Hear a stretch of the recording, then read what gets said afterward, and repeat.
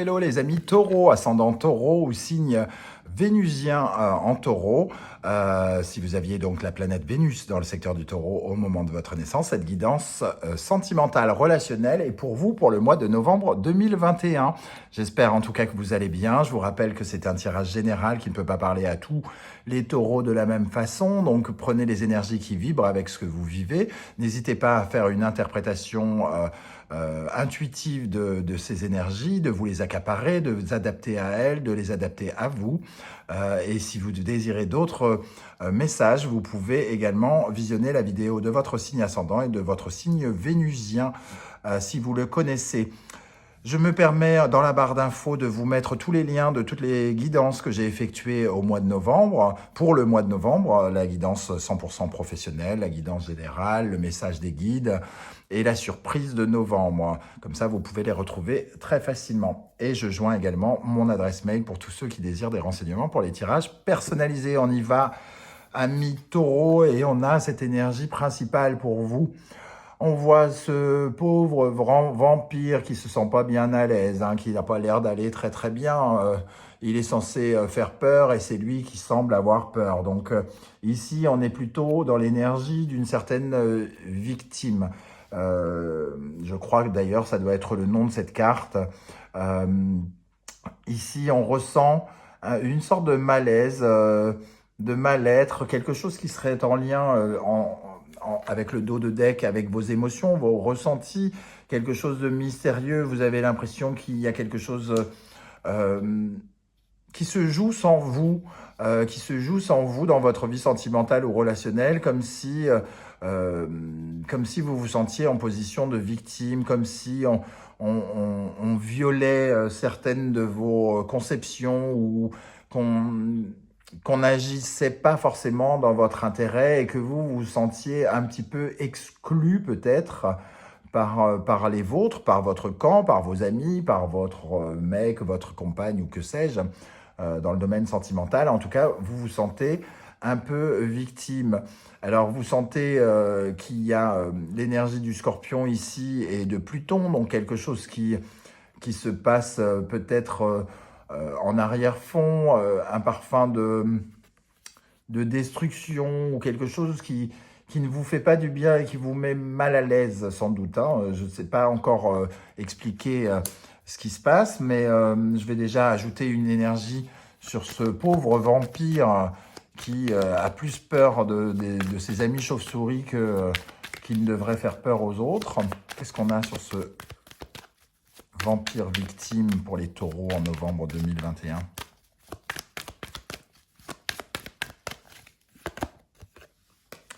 Alors, ça peut être en lien, pour certains, financier, avoir un lien financier par rapport, en tout cas, à votre sécurité, à votre sentiment de sécurité. Vous vous sentez peut-être en insécurité, quelque part, comme s'il y avait un malaise par rapport à votre dépendance affective, peut-être, ou comme si vous vous sentiez attaché à quelque chose qui vous emprisonne, vous empoisonne. Ici, en tout cas, vous ne vous sentez pas foncièrement en sécurité alors que vous devriez l'être dans cette position de vampire. Vous pouvez vous enfuir, vous pouvez faire peur, vous pouvez faire mal, vous pouvez manipuler, vous pouvez être sévère, dur comme le bélier et la planète Mars. Et tout à coup, c'est plutôt l'inverse. C'est plutôt, on baisse les bras, on prend les coups et on n'arrive pas à se protéger, quoi. On n'arrive pas à se protéger, je pense que c'est émotionnel. Vos émotions vous jouent des tours. Vous ne savez pas comment réagir peut-être à des événements ou à des attitudes en face de vous. Avec le tarot de Marseille, nous avons le soleil et l'ermite. Comme si ça ne lui suffisait pas, cet ermite qui cherche déjà la lumière, essaye vraiment de la trouver. Il essaye de comprendre quelque chose. Alors, pour certains, ça peut nous parler entre ce personnage un peu nocturne et cela de liaison un peu cachée, un peu nocturne, un peu comme ça, discrète, on va dire. Mais pour d'autres, c'est surtout essayer de comprendre, essayer de trouver la reconnexion avec le bonheur, avec la lumière, et sortir de cet état de victimisation, de sentiment que le monde s'acharne sur nous, que peut-être le sort nous joue des tours, que l'univers n'est pas fort sympathique avec nous et qu'il nous met en position d'insécurité. Il y a forcément quelque chose à comprendre qui peut vous aider à vous épanouir, qui peut vous aider justement à traverser des étapes pour aller vers quelque chose d'autre. Et c'est d'un point de vue émotionnel que ça se passe, puisque on est dans le domaine sentimental et relationnel. Donc il est fort probable que vous cherchiez à comprendre une situation et à vous sortir quelque part les doigts du cul pour ne pas rester dans cette position de victimisation. C'est ce que je ressens en tout cas. Votre état d'esprit, le monde. Vous n'avez pas envie de rester dans cet état d'esprit. Vous avez envie de vous épanouir. Vous avez envie d'aller chercher bonheur ailleurs s'il faut bouger. Le monde, c'est quand même une envie d'accomplissement, une envie d'épanouissement, d'aller jusqu'au bout, de faire, de suivre son parcours. Ceux qui ont connu une rupture récemment ou dernièrement ont envie de sortir de ce cycle et de partir vers quelque chose de nouveau. Ici, il y a probablement un cycle de victimisation, une incapacité peut-être pour certains à faire un deuil. Et ici, on essaye de se reconnecter avec la lumière, le plaisir, avec le bonheur, avec l'amour pour certains d'entre vous. Qu'est-ce qu'on a en face de vous? Les énergies qui viennent vers vous, les énergies de votre partenaire, de votre épouse, de votre petite amie, de votre amant, votre maîtresse, que sais-je encore. On a tempérance et l'empereur. Alors les deux ensemble nous parlent d'une certaine forme de trouver l'harmonie peut-être face à quelqu'un qui a une certaine forme de pouvoir, hein, puisqu'ici on est quand même avec la victime, donc l'empereur peut représenter un personnage autoritaire qui prend le dessus sur nous et que nous ayons du mal à nous rééquilibrer face à cette personne. Comme on trouve la lumière et qu'on a besoin d'épanouissement, j'ai comme l'impression quand même qu'on essaye de lutter contre ces forces dominantes en face de nous pour essayer de sortir de cette crise de victimisation. Ça peut encore avoir un rapport quand même avec les finances malgré tout, parce qu'on sait bien que les finances peuvent avoir des interactions avec notre vie sentimentale, notre vie relationnelle, amicale. L'empereur, c'est quand même celui qui domine, celui qui possède, et on essaye de trouver un équilibre avec quelque chose, avec les biens. Donc il peut y avoir des difficultés de couple financières pour certains taureaux qu'on peut retrouver ici, et on essaye de retrouver de l'harmonie notamment. Et on essaye de trouver des solutions ici, hein, en cœur, ensemble. Si vous êtes plutôt seul, on essaye de ne pas se laisser aller à des choses qui nous dominent, qui nous soumettent, qui nous font obéir, pour essayer de retrouver notre épanouissement. Et on s'interroge peut-être sur le sentiment d'insécurité qu'on peut profondément ressentir ici. Pourquoi se sent-on autant en insécurité alors qu'on a ce pouvoir de devenir un empereur, de pouvoir avoir ce que l'on possède quand on le désire et concrétiser ce que l'on veut? Je vais ajouter une énergie sur cette tempérance, sur tempérance et l'empereur pour les taureaux. Alors, qu'est-ce qu'on a sur l'empereur et le taureau pour le mois de novembre 2021?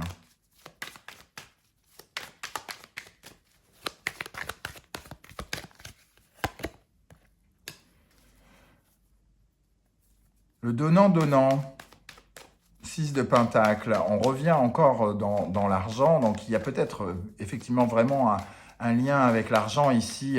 L'ermite, ça représente aussi le pauvre, hein, donc il peut y avoir des problèmes financiers, comme je le disais, et ici, on attend peut-être des retours d'argent de gagner autant qu'on dépense et ça crée forcément des inquiétudes au sein du couple peut-être, avec ce 6 de Pentacle, ou alors pour d'autres, on s'interroge sur ce que l'on donne et ce que l'on reçoit. Ici, en position de victime, on a vraiment le sentiment que lui, il a peut-être donné beaucoup, mais il n'a pas beaucoup reçu et il se sent un peu lésé quelque part. Il se sent en sentiment d'insécurité parce que tout l'amour qu'il a donné, il n'a pas forcément reçu et il essaye de retrouver son équilibre par rapport à ça. Une autre énergie sur Tempérance, l'Empereur et le 6 de Pentacle. Le 7 de coupe. On n'est pas très à l'aise avec ses émotions, on hésite sur les émotions à avoir, on a envie de crier, on a envie de gueuler, on a envie de pleurer, on a envie de... On n'est pas forcément très à l'aise dans cette situation, semble-t-il, et on essaye justement de retrouver de l'équilibre, de remettre de l'harmonie, de retrouver le calme, et peut-être de renouveler notre capacité à construire les choses, peut-être de façon un peu plus sèche, en y mettant beaucoup moins d'affect, parce qu'ici, on voit les 7 de coupe, c'est toutes ces émotions qui peut-être nous posent problème, hein, et qui nous enlisent quelque part, un peu comme ce personnage qui se sent victime, enlisé dans une situation ou une autre. Ce qui en découle, c'est... alors, la justice et la grande prêtresse vont rarement bien ensemble. C'est un couple qui ne communique plus, par exemple. C'est un couple qui a beaucoup de difficultés à communiquer, à s'amuser, à sexualiser sa vie amoureuse. Ce sont des gens, peut-être, qui sont tellement dans la difficulté, par exemple financière, pour reprendre cet exemple-là, que tout à coup, on n'arrive même plus à discuter dans le couple. Chacun vit cette situation, chacun de son côté, et on ne retrouve pas de moyens de communiquer. On est comme enfermé sur le besoin, avec ces difficultés, avec le côté victime, on a l'incapacité de parler à l'autre et d'exposer les choses et peut-être de trouver ensemble des solutions. Même si ici, les solutions pourraient être véritablement dans la communication, hein. Avec le jugement, le conseil du tarot, en tout cas, nous dit de lâcher prise, mais d'être à l'écoute de l'autre, de faire confiance aussi, de faire confiance en la justice divine, c'est-à-dire de bien se rendre compte que ce n'est pas la peine de se victimiser, que les choses peuvent se solutionner et peuvent se solutionner plus vite qu'on ne le pense par l'intervention divine de quelque chose qui pourrait revenir. Donc c'est comme si on nous disait finalement de ne pas nous inquiéter, que la situation n'était pas si grave que ça, mais qu'il fallait prendre notre courage à deux mains, être suffisamment patient et retrouver peut-être la voie de la communication avec nos amis, avec notre mec, avec notre femme, ici avec la justice et la grande prêtresse. Qu'est-ce qu'on a avec la justice et la grande prêtresse? Parce que les deux ne s'amusent vraiment pas, hein, ils ne sont pas très chaleureux, hein. La grande prêtresse, elle a rarement... elle ne sait pas trop ce que c'est qu'un god, hein, par exemple, pour parler franchement. Et la justice, il est raide comme la justice, mais c'est pas... il est pas très amusant au pieu, par exemple. Qu'est-ce qu'on a avec la justice et la grande prêtresse? Symboliquement, en tout cas, on est loin d'être dans la communication chaleureuse de l'impératrice, par exemple. Le 2 de coupe, on a peut-être du mal à se sentir solidaire de l'autre et de s'auto-soigner, de s'auto-consoler. Il manque ce côté consolation, probablement. On a du mal parce qu'on veut montrer peut-être devant les difficultés une certaine forme de courage, de détermination, de froideur peut-être, un peu comme ce personnage, et qu'on essaye de ne pas montrer qu'on va craquer et qu'on est susceptible de craquer avec cette lune qui est ultra sensible. Donc ici, on peut... la réponse serait dans la solidarité, dans la consolation, se tenir l'un contre l'autre et on a l'impression au contraire que c'est tout l'inverse que l'on fait avec cette énergie. En conclusion, nous avons l'énergie de la roue de fortune et du pendu, ce qui nous parle quand même de situations qui restent bloquées. Dans un premier temps, en tout cas, l'engrenage ne peut plus se mettre en route. On a comme le sentiment d'être à l'arrêt, en attente. Et ça nous parle encore une fois de cette absence de communication, de cette incapacité à agir et à parler pour pour régler les problèmes, pour trouver des solutions au sein du couple ou avec nos partenaires amicaux ou quoi ou qu'est-ce. Qu'est-ce qu'on a avec la roue de fortune et le pendu pour les taureaux?